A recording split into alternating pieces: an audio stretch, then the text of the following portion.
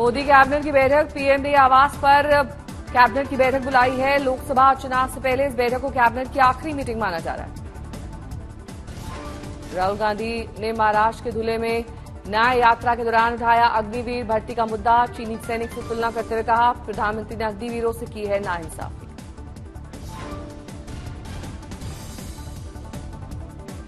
साल की ट्रेनिंग मिलेगी। हमारा बेचारा जो अग्निवीर है उसको 6 महीने की ट्रेनिंग देकर उसके सामने खड़ा कर देंगे।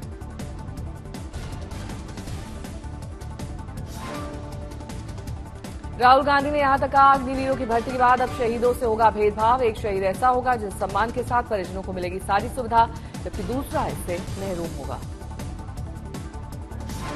वो शहीद जिसको पेंशन मिलेगी, परिवार को पेंशन मिलेगी, उसकी रक्षा होगी, शहीद का दर्जा मिलेगा, लाश के ऊपर हिंदुस्तान का तिरंगा रखा जाएगा, और एक दूसरा शहीद जिसको कोई पेंशन नहीं मिलेगी, कोई रिस्पेक्ट नहीं मिलेगी। छिंदवाड़ा से कांग्रेस उम्मीदवार नकुलनाथ का बयान, मैं भी हूं राम भक्त, हमारे भी दिल में बसते हैं राम। छिंदवाड़ा में सबसे बड़ा हनुमान मंदिर बनवाने का दिया हवाला। हमेशा धर्म को राजनीतिक मंच पे लाती है, कांग्रेस कभी धर्म को राजनीतिक मंच पे नहीं लाती। हम भी राम भक्त हैं, राम हमारे दिल में बसते हैं। एसबीआई ने चुनावी बॉन्ड पर सुप्रीम कोर्ट में दाखिल किया हलफनामा। 15 मार्च तक वेबसाइट पर एसबीआई को सार्वजनिक करना है चुनावी बॉन्ड का ब्यौरा। एसबीआई ने अपने हलफनामे में कहा, बैंक ने सीलबंद लिफाफे में एक पेनड्राइव में 2 पीडीएफ फाइल के जरिए सुप्रीम कोर्ट को इलेक्टोरल बॉन्ड से जुड़ी सामग्री सौंपी है। ये पासवर्ड संरक्षित है। एसबीआई ने यह भी कहा, जिस इलेक्टोरल बॉन्ड का भुगतान किसी पार्टी को नहीं हो पाया है उसकी रकम पीएम रिलीफ फंड में जमा कर दी गई। हरियाणा विधानसभा में आज सीएम नायब सिंह सैनी ने पेश किया विश्वास मत, बहस जारी, इसके बाद होगी वोटिंग। आज विधानसभा पहुंचे यूजेएम के 4 और एक निर्दलीय विधायक ने कुछ देर की कार्रवाई के बाद विधानसभा से किया प्रस्थान। वोटिंग में शामिल होने पर असमंजस। जेजेपी से गठबंधन टूटने के बाद कल मनोहर लाल सीएम पद से उन्होंने दिया था इस्तीफा। नायब सैनी के नेतृत्व में हरियाणा में नई बीजेपी सरकार का हुआ था गठन। हरियाणा में नए सीएम के साथ कल 5 विधायकों ने ली थी मंत्री पद की शपथ। कंवरपाल गुर्जर, रणजीत चौटाला, जयप्रकाश दलाल बनाए गए हैं मंत्री। बीजेपी से गठबंधन टूटने के बाद आज हिसार में जेजेपी की नव संकल्प रैली, आगे की रणनीति का तय करेंगे दुष्यंत चौटाला। देशभर में नागरिकता संशोधन कानून लागू होने के बाद गरमाई सियासत, विपक्ष के कई नेताओं ने की सीए की आलोचना। दूसरी तरफ अमित शाह ने गर्व से कहा, संविधान निर्माताओं का वादा पूरा। सीए को लेकर ममता बनर्जी का मोदी सरकार पर वार, कहा केंद्र ने जानबूझकर रमजान से पहले सीएए कानून लागू किया है। सीए के साथ ममता को सताई एनआरसी की चिंता, कहा सभी राज्यों से सहयोग की करूंगी अपील, एनआरसी नहीं लागू करने देंगे। রাজ্যকে বলবো আপনারাও একে একে তৈরি হন, আমার রাজ্যে আমি কাউকে অধিকার কাটতে দেব না। অন্য রাজ্যেও তারা তাদের দায়িত্ব নেবে। সারা ভারতবর্ষে যদি কোনোদিন সুযোগ আসে আমরা কিছুতেই এ আইন করতে দেব না। আর এনআরসি हम नहीं सुनेंगे, हम नहीं करने देंगे। शेर जन अधिकार पार्टी के अध्यक्ष पप्पू यादव ने सीए का किया समर्थन, कहा इससे मुसलमान भाइयों को कोई दिक्कत नहीं। दिल्ली के सीएम अरविंद केजरीवाल ने सीए का पुरजोर विरोध किया। सीए कानून वापसी की मांग की, कहा सीए से होगा 1947 से भी बड़ा पलायन। एन चुनाव के पहले इन लोगों को सीए की बात करनी पड़ रही है। अगर 10 साल में कुछ अच्छा काम कर लेते तो शायद आज सीए की जगह अपने कामों पे वोट मांग रहे होते। अपने देश के लोगों को रोजगार देने में नाकाम रही बीजेपी सरकार, पड़ोसी देशों के लोगों को कैसे देगी रोजगार? केजरीवाल ने इसे बदतमीजी करार दिया। हमारे बच्चों को युद्ध में धकेला जा रहा है, अपने बच्चों को तो रोजगार है नहीं, और पाकिस्तानियों को भारत लाके उनके बच्चों को रोजगार देना चाहते हो। मेरी तो ये बात बिल्कुल समझ से परे है। केजरीवाल ने कहा इसका सबसे ज्यादा असर नॉर्थ ईस्ट में दिखेगा। असम के लोगों की भाषा और संस्कृति पर मंडरा रहा है खतरा। असम के सीएम को इसका पुरजोर विरोध करना चाहिए।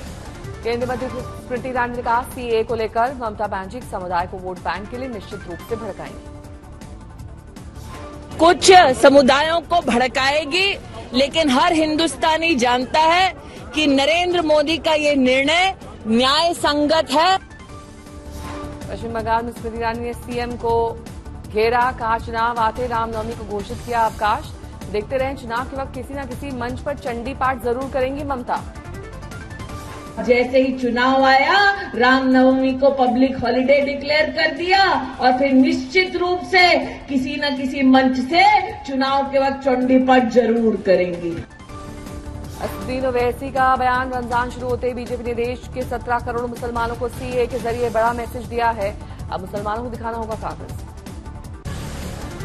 तरावी की नमाज शुरू हो रही, रमजान का महीना शुरू हो रहा, तो आप लोग एक मैसेज देना चाहते थे भारत की सबसे बड़ी माइनॉरिटी को जो 17 करोड़ की है कि अब आप लोग कागज निकालने की तैयारी करिए।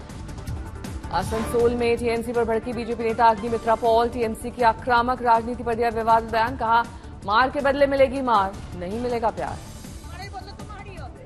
मारेर बदला की चुमो होबे नाकि, मारेर बदला आदर होबे नाकि।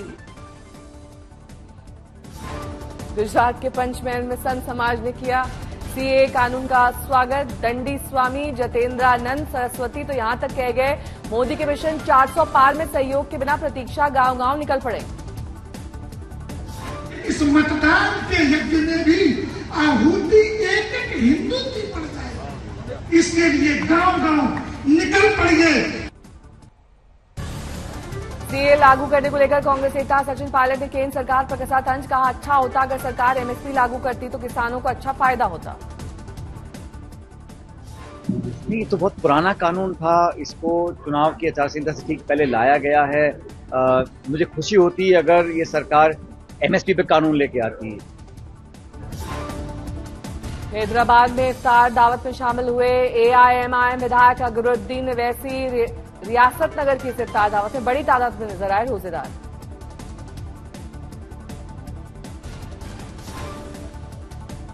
पाक रमजान में हैदराबाद के एक रेस्टोरेंट में फ्री हलीम खिलाने का किया गया ऐलान, उमड़ी जबरदस्त भीड़।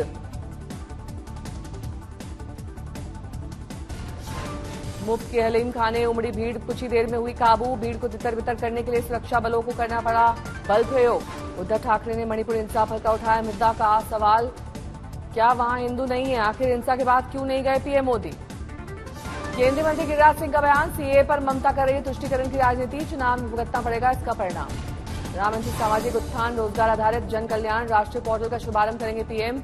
देश के वंचित वर्गों को 1 लाख उद्यमियों के लिए ऋण सहायता स्वीकृत करेंगे PM. PM Modi India's टेकेड chips for विकसित भारत कार्यक्रम का बनेंगे हिस्सा। करीब 1.25 लाख करोड़ रुपए की 3 सेमीकंडक्टर सुविधाओं की रखेंगे आधारशिला। कांग्रेस ने जारी की 43 उम्मीदवारों की दूसरी लिस्ट, दूसरी सूची में 3 पूर्व मुख्यमंत्रियों के बेटों को मिला टिकट। कांग्रेस की जारी दूसरी लिस्ट में कमलनाथ के बेटे नकुलनाथ भी शामिल, छिंदवाड़ा से लड़ेंगे चुनाव। कांग्रेस की लिस्ट में तरुण गोगोई के बेटे गौरव गोगोई का नाम, जोरहाट से लड़ेंगे चुनाव। उद्धव ठाकरे के टिकट ऑफर पर नितिन गडकरी का पलटवार, उद्धव के बयान को बताया हास्यास्पद, कहा उम्मीदवारों के चयन को लेकर बीजेपी में सिस्टम करता है काम। टीएमसी सांसद अर्जुन सिंह टिकट कटने से खफा, फिर बीजेपी की ओर किया रुख। दिल्ली की सरकारी बिल्डिंग में लगाए जाएंगे 50 मेगावाट के rooftop solar plant, green energy उत्पादन को मिलेगा बढ़ावा। दिल्ली में इंजीनियर्ड लैंडफिल साइट का उद्घाटन, 15 एकड़ जगह पर 42 करोड़ की लागत से बनकर हुआ है तैयार। लोकसभा चुनाव से पहले उधम सिंह नगर में सीएम धामी ने लोकार्पण और शिलान्यास की लगाई झड़ी। बाजपुर दौरे में सीएम धामी ने कई परियोजनाओं का किया आगाज। दिल्ली में फिटनेस स्पा जिम की नई रेंज, एक मौके पर आईएएस मनमीत नंदा और निखिल नंदा के साथ कई जानेमाने हेल्थ एक्सपर्ट्स ने लिया हिस्सा। जबलपुर से सामने आया भ्रष्टाचार का उदाहरण, पुल के दोनों तरफ से गायब दिखाई दी सड़क। पीएम मोदी ने ब्रिटेन के पीएम ऋषि सुनक से कॉल पर की बात, रणनीतिक साझेदारी पर की चर्चा। विदेश सचिव विनय मोहन क्वात्रा को 31 अक्टूबर यानी 6 महीने का मिला है एक्सटेंशन। टीएमसी के पूर्व सीएम मुकुल सांगमा के भाई जेनित सांगमा की मेघालय की तुरा सीट से दिया गया है टिकट। पौड़ी में अंकिता भंडारी के परिजनों ने समाप्त किया धरना, 13 मार्च से शुरू करेंगे न्याय यात्रा। लोकसभा चुनाव से पहले मोदी कैबिनेट की आखिरी मीटिंग 7 लोक कल्याण मार्ग यानी पीएम आवास पर बैठक होगी। इस मीटिंग में कई अहम ऐलान होने के आसार। भारत ने पीएम मोदी की अरुणाचल प्रदेश यात्रा पर चीन की टिप्पणियों को दृढ़ता से किया खारिज। विदेश मंत्रालय ने कहा अरुणाचल प्रदेश भारत का अभिन्न अंग है। बेंगलुरु में पीने के पानी की समस्या को लेकर बोले सीएम, कहा लागत की परवाह किए बगैर लोगों को पानी की पर्याप्त आपूर्ति प्रदान की जानी चाहिए। उड़ीसा सरकार के महिला कर्मचारियों को साल में मिलेगी 25 दिन की कैजुअल लीव, मुख्यमंत्री नवीन पटनायक ने की घोषणा। लोकसभा चुनाव से पहले जनता को महंगाई से राहत, फरवरी में खुदरा महंगाई दर घटकर 5.09 पर आई। ईडी की ताबड़तोड़ छापेमारी जारी, कांग्रेस विधायक अंबा प्रसाद के रांची, हजारीबाग और रामगढ़ स्थित कुल 17 ठिकानों पर छापेमारी। ग्रेटर नोएडा के गौर सिटी के पास शेरे पंजाब ढाबे में लगी आग, दूर तक दिखाई दी आग की लपटें। बताया जा रहा है शेरे पंजाब ढाबे में शॉर्ट सर्किट से लगी आग, मौके पर पहुंचे फायर फाइटर्स। कौशाम्बी में शादी में जल रही कार में लगी भीषण आग, बारातियों ने कूदकर बचाई अपनी जान। पुलिस ने एक ट्रक से अवैध कफ सिरप की 9,700 बोतलों को किया जब्त, ड्राइवर गिरफ्तार।